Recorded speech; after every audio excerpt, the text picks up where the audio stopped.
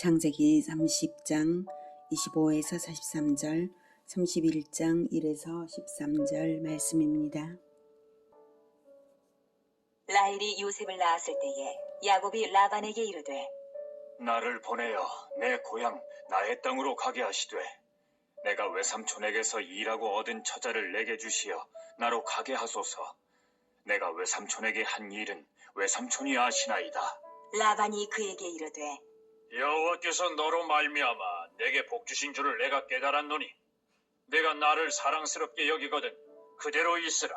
또 이르되 내 품삯을 정하라. 내가 그것을 주리라. 야곱 사랑하는 형제 여러분, 4월 18일 월요일 새벽 목상에 오신 것을 환영합니다. 창세기 30장 24절까지에서는 야곱의 자손 번성을 보았는데요.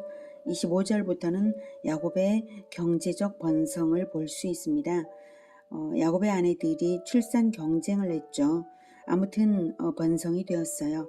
이 두 가지 번성의 양상에서 공통점이 있습니다. 잠시 후에 공통점을 확인하기로 하고요. 우선 줄거리를 파악해 볼게요. 야곱은 두 아내를 얻으면서 라반과의 계약대로 14년의 종살이를 완료했어요. 그래서 26절이 말하는 것처럼 그래서 일하고 얻은 처자, 일하고 얻은 처자를 내게 주시어 나로 가게 하소서라고 합니다. 계약기간 종료되었으니 그렇게 요구한 것입니다. 그러자 라반은 일 잘나는 야곱을 계속 부려먹고 싶었기 때문에 품삯을 정하라, 내가 그것을 주리라 라고 했는데요. 야곱은 사업적 안목이 높고 일 잘하는 사람인지라 야곱은 품삯을 받는 노무 계약 방식보다는 사업적 계약을 맺고 싶었어요. 그래서 세 가지 근거를 들어서 사업적 계약으로 요구합니다. 그 세 가지 근거가 29절부터 나옵니다. 그에게 이르되 내가 어떻게 외삼촌을 섬겼는지 어떻게 외삼촌의 가축을 쳤는지 외삼촌이 아시나이다. 내가 오기 전에는 외삼촌의 소유가 적더니 번성하여 때를 이루었으니 내 발이 이르는 곳마다 여호와께서 외삼촌에게 복을 주셨나이다. 그러나 나는 언제나 내 집을 세우리이까. 사업적 계약으로 자기가 원하고 또 그렇게 할 수 있는 이유는 첫째, 야곱의 근면성입니다. 내가 어떻게 외삼촌을 섬겼는지, 어떻게 외삼촌의 가축을 쳤는지, 얼마나 근면하게 했는지 아시죠? 이거예요. 그 다음은 두 번째 근거로는 하나님이 야곱 때문에 삼촌을 번성케 하셨다는 사실입니다. 삼촌의 소유가 적더니 이제는 번성하여서 때를 이루었습니다. 여호와께서 삼촌에게 복을 주신 것이 이제 야곱이 발이 삼촌에게 이르렀기 때문인 거죠. 그래서 이로써 삼촌이 야곱과 사업적 계약을 맺으면 잘 될 것은 분명하다는 확신까지도 이제 주는 것입니다. 그러면서 야곱이 이제 나는 언제쯤이면 내 집을 세울 수 있겠습니까? 라고 야곱이 가정경제의 자립으로 대가를 받아야 할 것 아니냐. 그러나 인정이 된다면 그러니까 그런 것들이 인정이 된다면 근로계약이 아니라 사업계약을 하자고 한 것이죠. 그래서 라반은 목축 인재인 야곱을 잃고 싶지 않아서 사업계약을 체결합니다. 다음은 계약 체결 내용이에요. 31절부터. 라반이 이르되 내가 무엇으로 내게 주랴? 야곱이 이르되 외삼촌께서 내게 아무것도 주시지 않아도 나를 위하여 이 일을 행하시면 내가 다시 외삼촌의 양떼를 먹이고 지키리이다. 오늘 내가 외삼촌의 양떼에 두루 다니며 그 양 중에 아롱진 것과 점 있는 것과 검은 것을 가려내며 또 염소 중에 점 있는 것과 아롱진 것을 가려내리니 이 같은 것이 내 품삯이 되리이다. 후일에 외삼촌께서 오셔서 내 품삯을 조사하실 때에 나의 의의가 내 대답이 되리이다. 내게 혹시 염소 중 아롱지지 아니한 것이나 점이 없는 것이나 양 중에 검지 아니한 것이 있거든 다 도둑질한 것으로 인정하소서. 라반이 이르되 내가 네 말대로 하리라. 하고 네. 구체적인 계산은 본문 내용대로요. 양과 염소의 무늬와 색깔로 구분하기로 했습니다. 즉 야곱이 목축하는 중에 출생하는 것이 어떤 것이냐에 따른 것인데 그 출생하는 것이 점이나 얼룩 없는 단색이면 라반이 가지고 얼룩이 있거나 검은 것은 야곱이 가지기로 한 것입니다.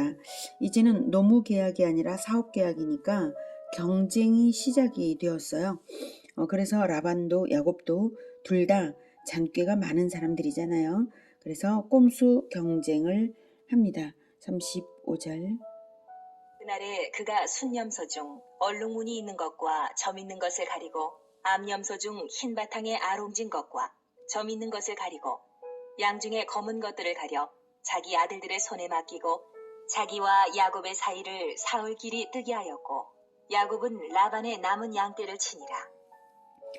라반은 조금이라도 야곱에게 이익을 남겨주지 않으려고 얼룩이나 검둥이들을 3일길이나 걸어야 당도할 먼 곳에 둬서 자기 아들들이 목축하게 했어요.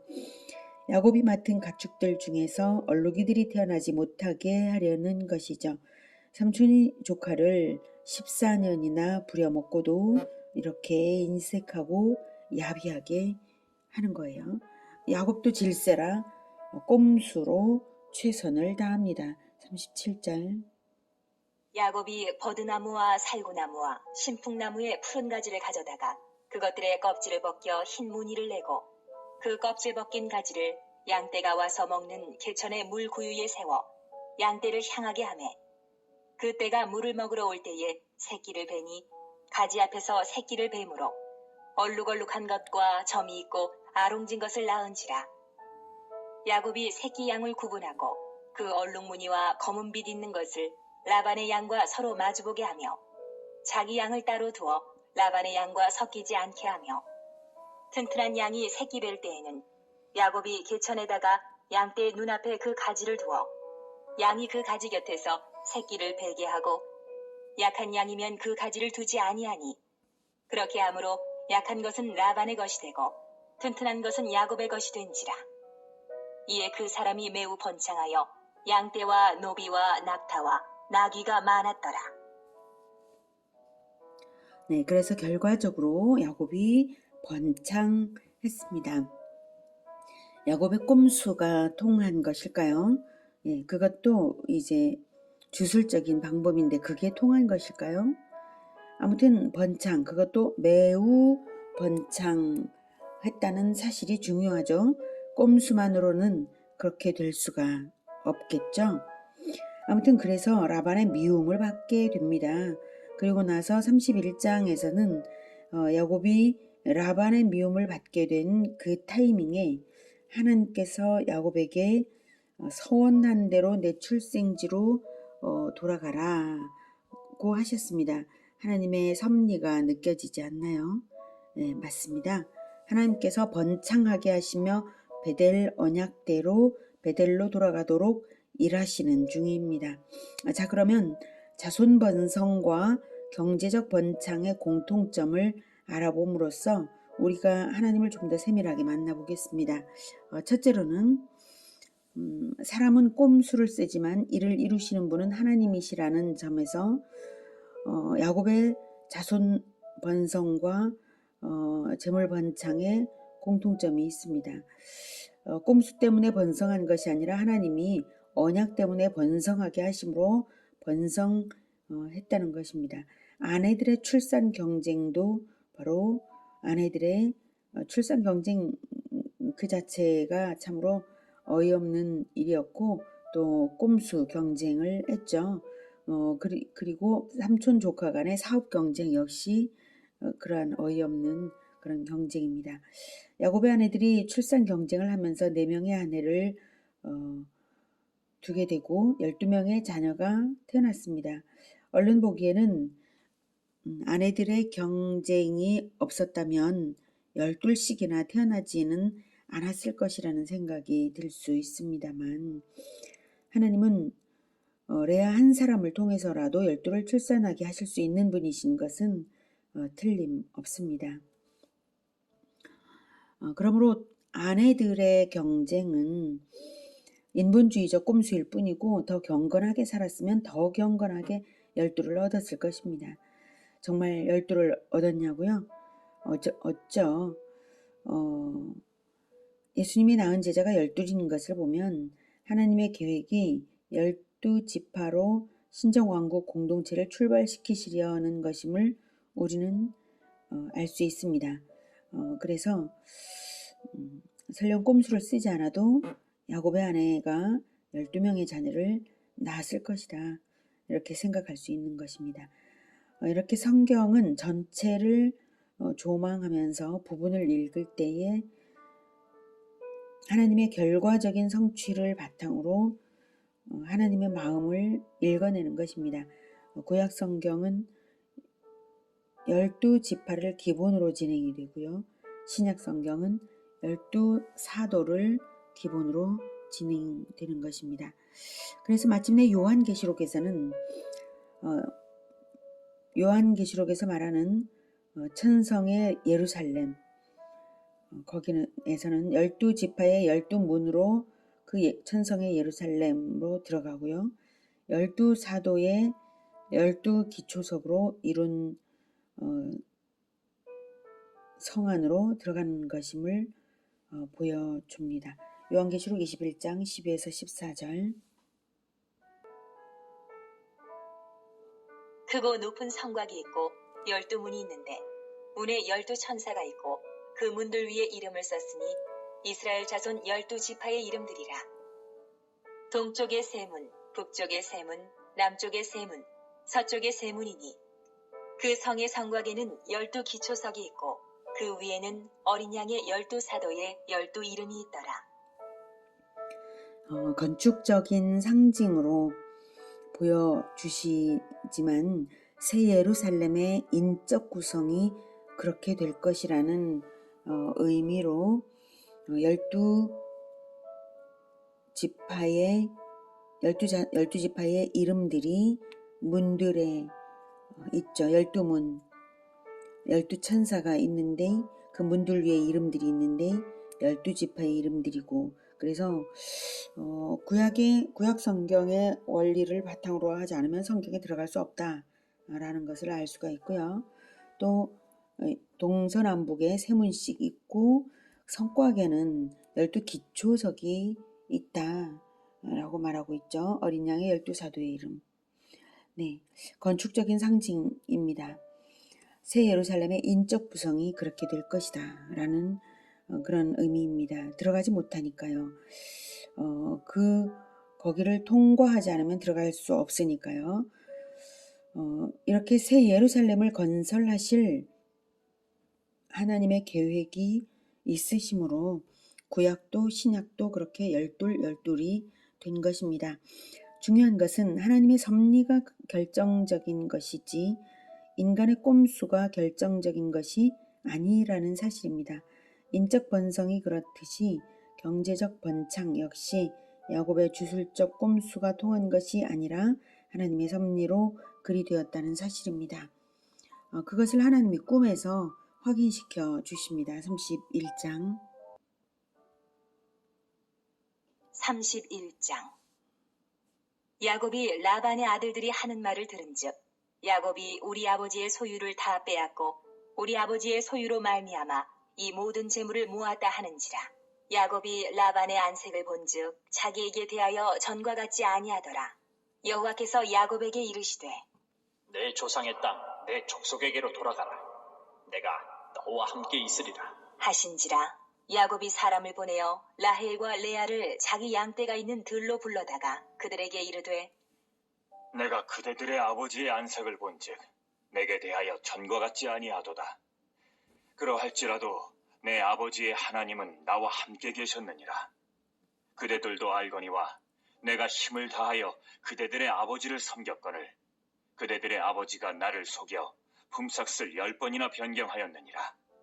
그러나 하나님이 그를 막으사 나를 해치지 못하게 하셨으며 그가 이르기를 점 있는 것이 내 삭시 되리라 하면 온 양떼가 낳은 것이 점 있는 것이요 또 얼룩무늬 있는 것이 내 삭시 되리라 하면 온 양떼가 낳은 것이 얼룩무늬 있는 것이니 하나님이 이같이 그대들의 아버지의 가축을 빼앗아 내게 주셨느니라. 그 양떼가 새끼 뵐 때에 내가 꿈에 눈을 들어보니 양떼를 탄 순양은 다 얼룩무늬 있는 것과 점 있는 것과 아롱진 것이었더라. 꿈에 하나님의 사자가 내게 말씀하시기를 야곱아 하기로 내가 대답하기를 여기 있나이다 하매 이르시되 내 눈을 들어보라. 양떼를 탄 순양은 다 얼룩무늬 있는 것, 점 있는 것과 아롱진 것이니라. 라반이 내게 행한 모든 것을 내가 보았노라. 나는 베델의 하나님이라. 내가 거기서 기둥에 기름을 붓고 거기서 내게 서원하였으니 지금 일어나 이곳을 떠나서 내 출생지로 돌아가라 하셨느니라. 네, 31절 12절에 내 눈을 들어 양떼를 탄 순양이 다 얼룩무늬 있는 것, 점 있는 것, 아론진 것인 것을 보라 라고 하시죠. 네, 라반이 내게 행한 모든 것을 내가 보았노라. 야곱의 꼼수 때문이 아니라 바로 하나님이 그렇게 하시려고 그렇게 하셨다는 말씀을 하고 계십니다. 라반이 못되게 하는 모든 것을 하나님이 보셨기에 공의를 베푸신 결과이기도 합니다. 하나님이 모든 것을 알고 계시고 보고 계시다는 이것을 굳이 말씀하시는 이유는 라반의 거짓됨에만 초점이 있는 것은 아닙니다. 야곱에게 너는 라반처럼 거짓되게 하지 말라는 뜻이죠. 하나님과의 약속을 기억하고 정정당당하게 지키라는 의미입니다. 야곱이 하나님과 언약 맺은 자이기 때문에 하나님은 야곱에게 복을 주시는 것입니다. 13절에 나옵니다. 나는 베델의 하나님이라. 내가 거기서 기둥에 기름을 붓고 거기서 내게 서원하였으니 지금 일어나 이곳을 떠나서 내 출생지로 돌아가라 하셨느니라. 베델의 하나님이기 때문에 그렇게 하셨다는 뜻이고 내 출생지로 돌아가게 하기 위해 그렇게 하셨다는 뜻입니다. 베델에서 무슨 일이 있었나요? 야곱의 출생지로 돌아가야 하는 이유는 무엇인가요? 베델은 야곱이 돌베개 베고 잘 때에 꿈에 나타나셔서 사닥다리 위에서 언약을 주신 곳입니다. 일명 사닥다리 언약이라고 하죠. 그 언약의 내용은 아브라함과 이삭에게 언약하신 것을 이어서 새로운 언약의 대표자인 야곱에게 확약하신 것입니다. 창세기 28장 14, 15절이 내 자손이 땅에 티끌같이 되어 내가 서쪽과 동쪽과 북쪽과 남쪽으로 퍼져나갈지며 땅의 모든 족속이 너와 내 자손으로 말미암아 복을 받으리라. 내가 너와 함께 있어 내가 어디로 가든지 너를 지키며 너를 이끌어 이 땅으로 돌아오게 할지라. 내가 내게 허락한 것을 다 이루기까지 너를 떠나지 아니하리라 하신지라. 네, 이렇게 28장 베델 사닥다리에서 사닥다리 언약을 주셨죠. 그리고 야곱은 응답으로 베델에 하나님의 집을 세우겠다고 했습니다. 28장 22절에 내가 기둥으로 세운 이 돌이 하나님의 집이 될 것이요 하나님께서 내게 주신 모든 것에서 10분의 1을 내가 반드시 하나님께 드리겠나이다. 이렇게 했었습니다. 그러니 31장 13절에서 서원하였으니 지금 일어나 이곳을 떠나서 내 출생지로 돌아가라. 이렇게 서원한 대로 즉시 실행하라 이 말씀이시죠. 하나님이 이렇게 신실하게 너를 지켰으니 너도 신실하게 언약 지켜라 하신 것입니다. 라반이 부정직한 것 다 보고 있다. 너는 하나님께 정직해라 이거죠. 인간의 꼼수가 통한 것이 아니라 하나님의 언약 때문에 하나님이 번성하게 하시고 번창하게 하신 것입니다. 그러니 여러분 언약 안에서 풍요한 것을 언약 안에서 찾으시기를 축복합니다. 다음으로 하나님에 대하여 발견되는 점 두 번째는 인적 번성과 물적 번창이 연동되게 하신다는 것입니다.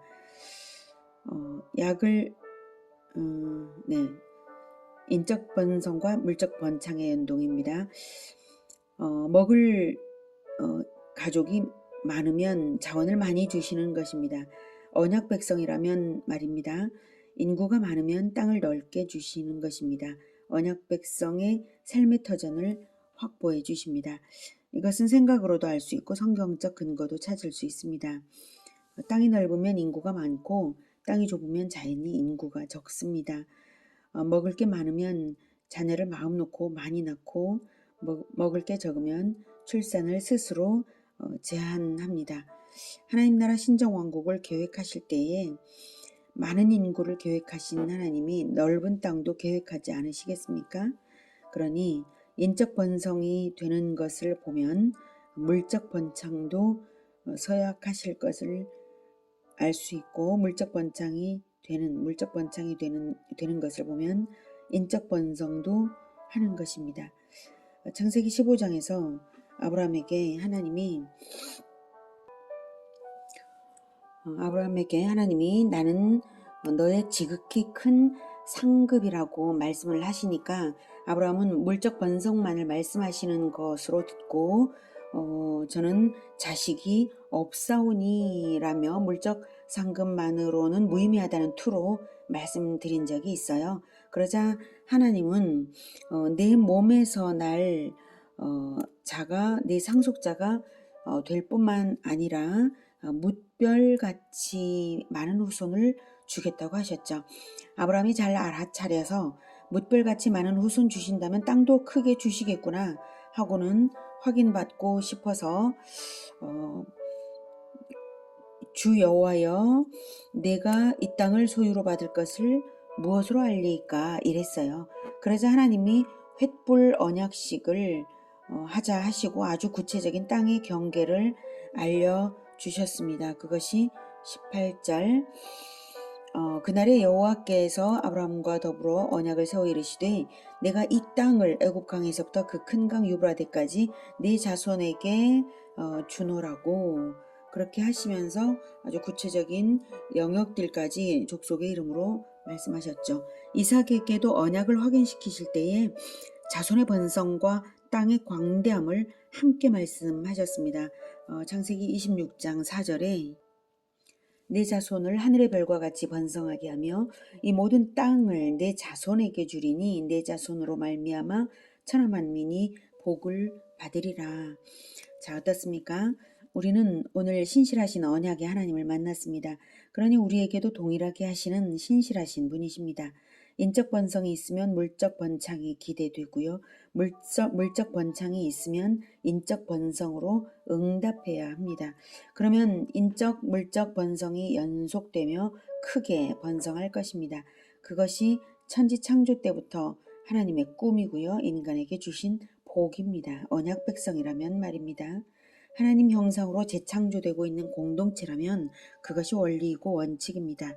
하나님의 백성인 교회 공동체 번성은 반드시 물질적 번창에 연동됩니다. 언약 안에서 말입니다. 그러니 열심으로 성경 배우시고 전도하시며 사업도 열심히 하십시오. 최근에 우리 교회가 다니엘 공동체 어린이들에게 성경을 꾸준히 가르치고 있고요. 학교 앞 복음 전도에서도 꾸준한 실천과 열매가 있습니다. 저는 이런 것을 바탕으로 물적 번창도 하나님이 허락하실 것을 기대합니다. 하지만 물적 번창 자체가 목적은 아니고요. 그것 자체가 복인 것도 아닙니다. 물질적 번창은 진정한 복을 위한 자원일 뿐이죠. 번성이 진정한 복입니다. 하나님의 백성들이 번성하는 것은 창세기 1장에서부터 하나님께서 복이라고 선언하셨고요. 충만까지 가라고 축복하신 것입니다. 하나님은 번성하여서 충만함으로 천국을 이루실 계획으로서 물질계를 창조하신 것입니다. 충만의 수가 완성되었을 때에는 예수님이 재림하시고 새하늘과 새 땅을 내려주실 것이고 영원한 천국이 시작됩니다. 그것이 천지창조의 목적입니다. 그러므로 번창의 비결은 번성에 있습니다. 번성을 위하여 번창을 허락하십니다. 최근에 또 어떤 분이 경제적으로 크게 잘 되기 시작했다는 소식도 들었습니다. 저는 그분이 하나님 나라의 인적 번성을 위하여 물질적 섬김을 많이 하실 것이라 기대됩니다. 이미 그렇게 하고 계시고요. 하나님이 그 기대를 가지고 그렇게 베풀어 주시는 것입니다. 그래서 교회는 전체로서 인적 번성과 물적 번창이 연동되면서 전체로서 번성되는 것입니다. 하나님의 언약이 있기 때문에 하나님이 그렇게 섭리하시는 것입니다. 그 언약은 바로 마태복음 28장 18, 19, 20절에서 말씀하신 하늘과 땅의 모든 권세로서 모든 민족을 제자화하는 것을 돕겠다고 보장하시는 예수님의 말씀이죠. 잘 하시는 거라 생략하겠고요. 아무튼 예수 제자의 인적 번성을 위하여 모든 민족 제자화 그것을 위하여 하늘과 땅의 모든 권세를 사용하시겠다라고 하셨어요. 물적 번성은 인적 번성에 자연히 따르는 것입니다. 그리고 궁극적으로는 예수님 재림 때에 새하늘과 새 땅에서 영역의 크기로 나타날 것입니다. 성경이 전체적으로 알게 하는 원리가 그렇습니다. 민수기에서 인구조사를 할 때 인구조사의 목적 중 하나는 가나안 땅의 배분 기준을 인구 비례로 하기 위한 것이었습니다. 하나님은 인구가 많은 지파가 더 넓은 땅을 가지게 하셨습니다. 아시겠지만 가나안 땅은 새하늘과 새 땅의 예표입니다. 그러니 같은 원리가 작동될 것은 분명합니다. 여러분, 사람을 복음으로써 계속 얻으시고 많이 얻으시기를 축복합니다. 예수 제자를 꾸준히 양성하시기를 권해드립니다. 그것을 어떻게 하냐고요? 내가 말씀을 배운 만큼 누군가에게 꾸준히 전달하시면 됩니다. 가정예배든 셀모임이든 직장의 신호회든 친한 친구와의 대화든 누구에게든 하나님 말씀을 꾸준히 나누십시오. 그러다 보면 실천도 쉬워지고 실천 동기가 커집니다. 그러다 보면 언젠가는 여러분 자신이 예수 제자가 되어 있고 예수 제자를 양성하고 있는 자기 자신을 발견할 것입니다. 하나님께서 오늘 야곱에게 언약의 땅 가나안의 베델 네 출생지로 돌아가라고 하시는 것은 가나안 땅을 주시기 위한 것이고요. 장차 가나안 땅에 그리스도의 나라를 세우시기 위한 것입니다. 우리에게도 그리스도의 나라를 세우는 비전이 주어졌습니다. 하나님의 비전에 동역하며 번성하고 번창하시는 우리 모두가 되기를 축복합니다. 기도하겠습니다. 하나님 나라 언약 백성의 인적 번성의 번창을 얹어주시는 하나님을 발견하게 하시니 감사합니다. 하나님, 우리가 모든 민족 제자화로 나아가며 부지런히 복음화 제자화를 하겠습니다. 하나님, 물적 번창을 주님께 또한 의지하여서 열심으로 사업할 수 있도록 도우시고 무엇보다도 예수 제자들의 번성 이것을 반드시 이루어 주시옵소서. 예수님의 이름으로 기도드립니다. 아멘. 이어지는 시간은 개인 기도 시간입니다.